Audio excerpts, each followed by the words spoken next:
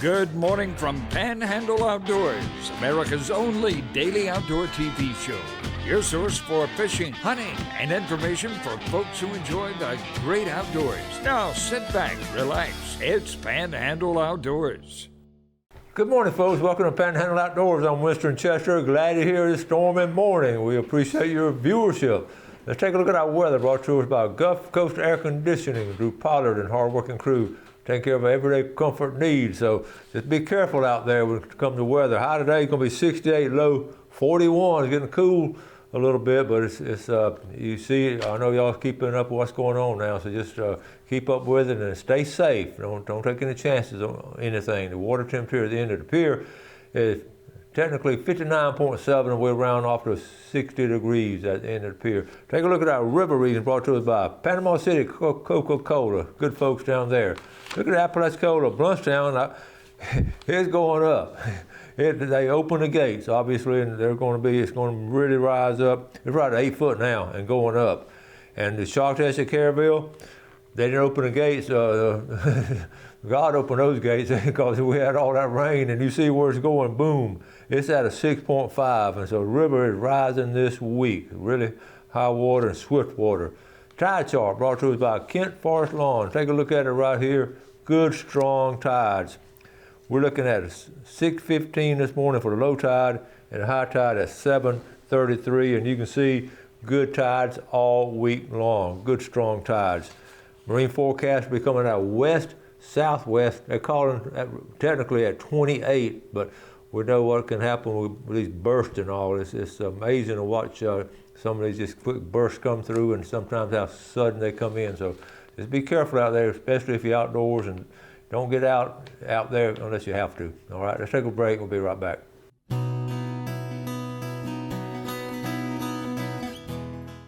Okay, welcome back. I always get all kind of information to share with you, and a lot of times it gives me a food for thought and to think about different things that have different angles from different people who are outdoorsmen and spend a lot of time.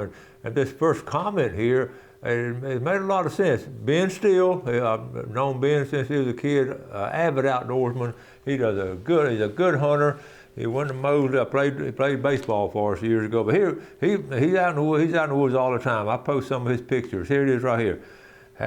Have many put too much faith and trust in your cameras to decide if you're going hunting or not. I've seen 10 this morning and not one single picture taken. That camera can't cover it all. Just a thought I was having. I got to thinking about this too, and what has happened, and I'm guilty of it. We're sort of armchair outdoorsmen at times, and I love getting the pictures of outdoors, and then I'm thinking, well, for instance, we're in rut, in my area, and but I'm going to see one or two daylight pictures. So it's discouraging to me to get out there. So I'm not going to sit all day, but that's what I need to do, and that's what I used to do. But I've relied too much now on this. So I'm going to go back to what Ben says, and you don't see everything out there. The camera, just got that focus right there. But you got all this area over here and over here. So that really gave me a lot of food for thought, Ben. And thank you for posting that. Be interested to see what some of y'all think. Actually seeing it from the stand and what a picture is taken. That's just interesting. Moving on. This comes from right here. Billy Grantham. Let me see. Here we go. I wear fake house arrest monitors and socks with my Crocs when bank fishing to keep people from fishing around me. Billy, that's a good idea. All right. Matt Lovering, we talked about the redfish on the Friday Fishing Report. A live finger mullet. Now, it's hard to beat that for bait. Those little baby mullet. That's a good job.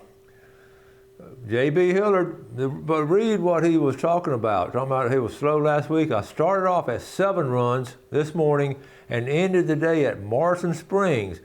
Did not see another boat on the river all day. Bite was zilch in 7 runs, so we moved to river at Morrison Springs.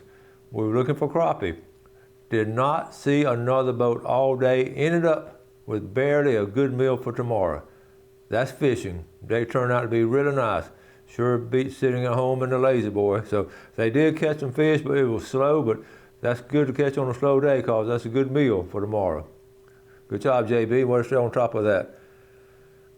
Ernie Martin, I've been on the show before from Crestview, the outdoor education teacher up there, and Ernie, a sack full of sheep's head and a 22-inch flounder on a Louisiana fishing trip with my great friend Barry Ellis. And those Louisiana trips are special, and especially this time of year. Look at that nice flounder. Good job, Ernie. He's gonna come see us again pretty soon. Good mess of fish right there. And that's Riley and Cade Ellis with me, and that's the morning's catch. It went morning and afternoon. Good job there.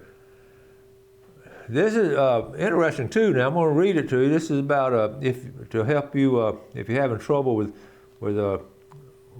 different varmints on your property. I have a fur bearer's trapping license.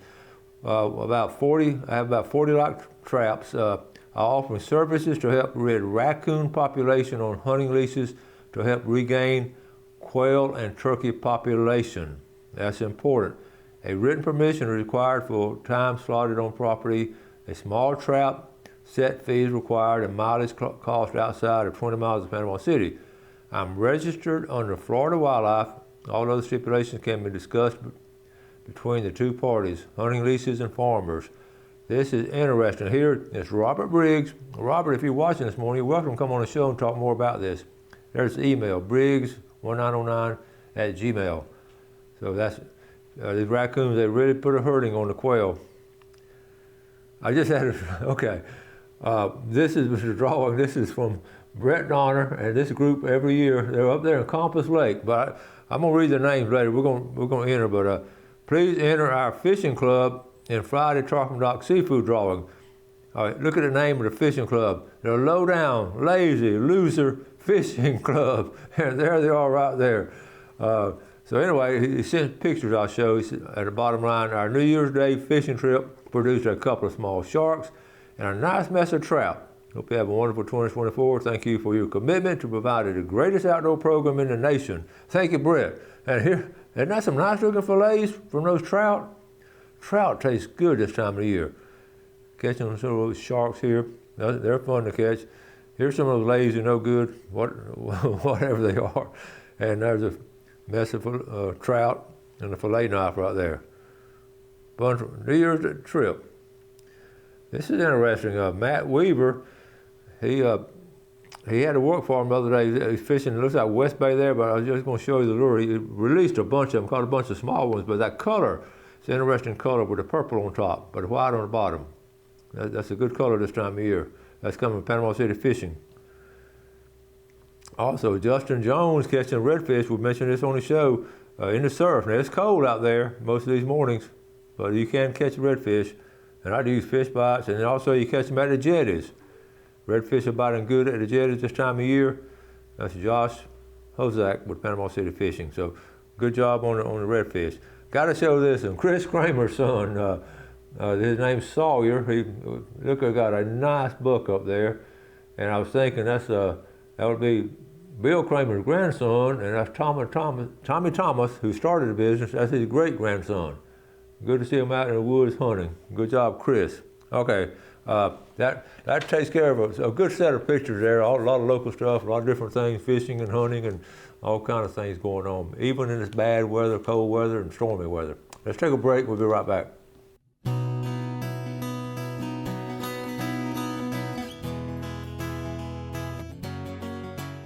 Okay, welcome back. If you remember, in years past, we've talked about on a regular basis, the FWC branch, the branch of the research is called the Florida Wildlife Research Institute. And over the years, when they did a scallop study, I did a lot of videos and spent a lot of time with those folks. And I've kept up with them because it's a research branch, and these are scientists finding things, and I've always been fascinated by getting their angle and their research on it from bear population and all kind of things. It's always intrigued me. So I try to keep up with different things. And Mississippi State does a good job out in that area, and Auburn does a good job up there in Alabama, just studying different things. But anyway, I ran across this. We're talking about crappie. You just saw J.B. Hillard not catching many, but caught enough to eat. So crappie is such a good tasting fish. I've told you before, my dad always called it speckled perch, and his generation called it speckled perch out of Lake Talquin before it became really, really popular. But they flat out catch them. So here they did a study, and here this was FWC. They wanted to check on the regulations, so they got stakeholder input. I'm gonna go into all the details, but I sort of broke it down on the study they did because it was interesting. And this was in a couple years ago in 2021. But so what they did, they just did they created different things. They gathered the data. That's the biggest thing. They gathered, review, and then review the data. Then that's the process that scientists go through. So then. What they're doing, they do the growth rates and then the carcasses from the anglers, and it's just interesting. And they assessed the fish population, looked at how regulations would affect it. So this is when it gets interesting. Start looking at these charts here. Let me see. This chart here. Well, I'll go back to right here. This is. Let me go back to this one, not because. Okay, I didn't cover that. Okay, that's Lake Harris. So, okay, this is the keeper size. But look at it. Okay, bottom here is like 5 inches, 6 inches. See the bottom right there, the size of them, all the way up to 16 inches. And so you see the bar graph. Most of them were like 13 inches. That's the tallest one, with 12 to 13 inches right there. And then as they got more and more, but 70% of the keepers were that size. So that was interesting there. And so they reviewed all of this. They went on down. Okay, here's the one I was looking at right here. This is Lake Harris, but this is the same situation. The 11 or 12 inches. Most of them 11 inches is what they kept. The red ones were one they threw back. And the bottom line right there, they had 12 meetings. 12 meetings to figure that out in 1 year. And then basically this is what in the Northwest where it affects us, there was no change. They kept the same regulations as Lake Talcott and Lake Seminole, Econfina, and over in Wakulla County. So that's just some really good scientific data. It takes a while to get all that together. And I'm really, it disappoints me they don't do the scallop study in St. Joe Bay like they did, but they did it for a good period of time and had a great trend going. We've talked about it so many times that I wish they'd get back out there and do it again because they're on the verge of collapse. And we'll talk more about it. And I'm going to talk to them about it too next month or so and see what, if they're planning to do any kind of research on it. All right, moving on. So let's go back from the water. Let's go back to the woods now. Saturday, I love to go up there to Liberty County around Bristol and get with my nephew Matthew and just ride in the truck with he and Dylan. They just while they dog hunt, they have that 14,000 acres up there, the big hunting club, and I just it's special to me. And we had such a good time. We didn't get a buck. We had some good races and just had wonderful fellowship and just great visiting. And I sat on the tailgate and had my beanie weenies. I got some video of that coming up later. But after I left there and then went over to my woods, which is different. We're going from the dog story to the woods where it's just all natural, and I just get out there and walk. I just had such a time and time again, I tell you how much I enjoy just getting in the woods, the peaceful, the calmness, and it's just so refreshing. I don't know anything I'd rather do than get outdoors and do things like that. I didn't even have my gun with me. Because I was checking trails and scrapes and all, and I didn't even take my gun. So anyway, I was walking through the woods. I'm looking around at different things, and if you have to, you look around. Is anything here to eat? Gail always kids me about. I always want something to eat. But I think about in nature, edible things and all. And I ran across this picture the other day, and ironically, that's what I was thinking about edible things in nature. But we always talk about the cabbage palm. It's same as the sable palm, which is Florida state tree. And we have them. Everybody has them in the yards. They just grow wild throughout Florida. But it's called a cabbage palm because you can cut it open it up, and the center part is edible. Now here's a picture of it here. This is what got me thinking about it. This is from a Central Florida cattle ranch, and see where they cut that open, and they cut it open and pull that out, and that's edible. And I just do some research on it, so just to find out who all started it. Here it is right here. The Seminole, the Houma, the Choctaw, and other Native American peoples in the southeastern United States use cabbage palmetto for a wide variety of purposes. And here it is here, the cabbage palm and the palmetto. It's like a palmetto leaf, and see the pictures. I have a couple of them. I'm not going to cut them open and eat it, but we can. Then I'll just quickly, I'll try to find a recipe. I was going to get Gail to cook this next Sunday for dinner. So here it is right here. Steamed cod, so we can use any kind of fish down here, probably trout maybe, on palm cabbage and baked some kind of roots, salsify roots. But there's the recipe right there. But look at here in the yellow. Roughly cut the palm cabbages and fry in a pan in 50 milliliters of rapeseed oil, 45 minutes. Add the stock, soy sauce.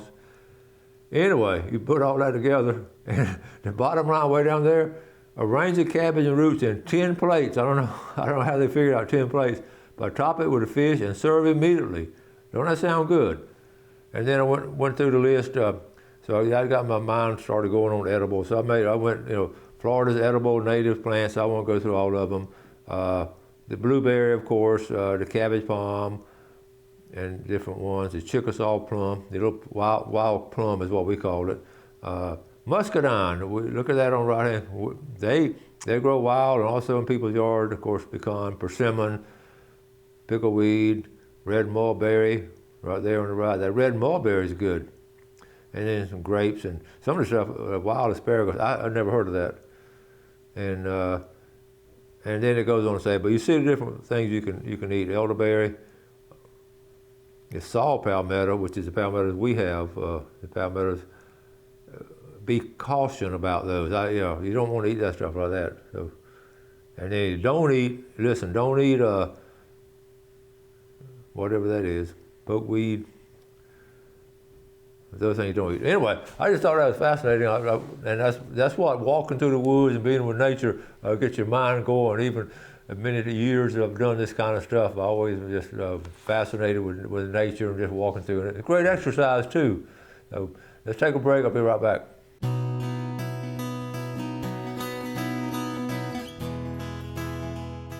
Okay, welcome back. Let's take a look at the fishing game times today, brought to us by Blue Water Outriggers in Port St. Joe. 9:03 to 11:03 if you don't get blown away, and tonight 9:34 to 11:34. Okay, we've got a stack of names. We're just going to take time to do it. I enjoy doing it. I know it takes time and all, but it's important we get everybody in here and they're right. So here we go. Mike Pleasure, Lynn Haven. Mike's better half, Kotcher Pleasure, Lynn Haven. Courtney Pantaleon, Freeport. Zane Pantaleon, Freeport. Chris Sin, Freeport. Got a lot of viewers up there. Let's see, Donna Wallace, don't know where you're from. Ivy McCutcheon, Springfield. Alan McCutcheon, Springfield. Mike Sin, Freeport. Mary Cruz, Westville. It's going faster now, Benham a little bit. Mercy Cruz up there in Westville. Got always a good viewing audience up there. And Nancy Barker from Westville. And William Barker, and then Gary Sin from Freeport. Here we go. This is the Low Down Lazy Loser Fishing Club. We actually got it written on here. By the way, Gail does all this. I wouldn't have the patience. We wouldn't have this drawing going to be for Gail. She has a master list she keeps, and then she writes down all these names in very good handwriting, and then all I do is throw them in. I couldn't do that. Thank you, Gail. All right, here we go. Captain Joe Roy, Low Down Loser Fishing Club. Captain Turtle, Mike Grazioso, Captain Greg Frady, the Low Down Group, Captain Dick Frady, and Brett Donner, the Low Down Lazy Loser Fishing Club in Compass Lake. All right. Cynthia Russell, Lynn Haven, Rusty Russell, Lynn Haven, Andre Gagne, and Ted Gagne from Lynn Haven. Been with us a long time. Josh Pitts, Fountain, Stephanie Pike, Fountain, from Honorville, Alabama, Sharon DeFee, Mary Elizabeth Taylor from Spring Pond up there in the Sand Hills, and Gerald Taylor. I knew Gerald, we coached together as young men, Bay High and Rutherford back in the day. Thomas Platt, Nancy Flores, Greg Ward, Ebro, Lisa Ward, Ebro, Mary Lou Scott, and Dennis Scott. Peggy Kirkland, St. Andrews, and Edward Kirkland, St. Andrews. Ronald Hahn, Southport. Denver Dolphin, Bear Creek, and that Dolphin been with us a long time. A lot of y'all have. Karen Edwards, Lynn Haven, and Mike Edwards, Lynn Haven, maker of the Panhandle Rattler. Marlene Young, Bluntstown. Randall Harrell, Bluntstown. Okay, let's see. Frank Davis, Howard Creek, and Brad Davis, Howard Creek. Edith Davis, Howard Creek. John Teaver from Gainesville, Georgia. Tristan Westbrook, Macon, Georgia. David Westbrook, Macon, Georgia. Patrick Westbrook, Panama City. Anna Westbrook, Panama City. The Westbrook family. And Mike Westbrook. And Willahama Swearingen from Pretty Bayou. And Edsel Swearingen. They've been watching our show since we started. Edsel and Willahama. Thank y'all so much. And all right, keep sending them in. I'm a couple of days behind. I know some of you have already sent them in. I saw some this morning on the way to the show. I have a list of stuff to go over that just takes longer than I normally would do, but this time of year is just part of it. So before I get into this, I will show. I have some pictures, but I don't want to start showing this. I don't have time to cover everything. So let me just pick out one more picture to show you because I thought it was interesting. Talking about game camera pictures.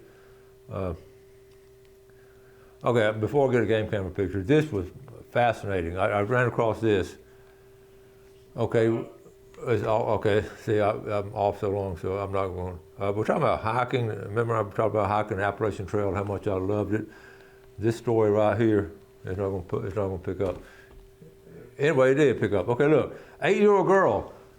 This came out of Tallahassee TV station, WCTV. I watched that growing up, the Tallahassee TV station. She went hiking on the Appalachian Trail with her parents, the youngest one in the history of Florida. 8 years old, the whole length of the Appalachian Trail. It goes on to say they started last year on March the 16th and kept hiking till October the 4th. And 8 years old. She was from right outside of Appalachian Trail. That's like 2,000 miles. And I said toward the end, that last sentence at the bottom, toward the end of the journey, they were able to walk 20 miles per day. Is that not the word again? Fascinating. 8 years old, spends the whole spring and summer hiking the Appalachian Trail. It takes a minimum of 6 months. It took them 7 months. But wow. What an accomplishment at 8 years old. Kudos to her parents for taking the time to do that in that special window of opportunity to do it. So I ran across that, I'd take a double take, but we haven't talked a lot about hiking and backpacking lately, but it's, again, a lot of fun to get out and do that. That's good. So I've run out of time, got some more stuff, we'll pick it up tomorrow. Travis should be coming in tomorrow if we get everything squared away. So y'all have a great day today. Do something good for your fellow man. Enjoy our beautiful outdoors, and let's take care of Panhandle Outdoors, and God bless. Thanks for watching America's only daily outdoor TV show, Panhandle Outdoors with Winston Chester, featuring hunting, fishing, and other activities and information to help you enjoy the great outdoors. Join us next time for Panhandle Outdoors.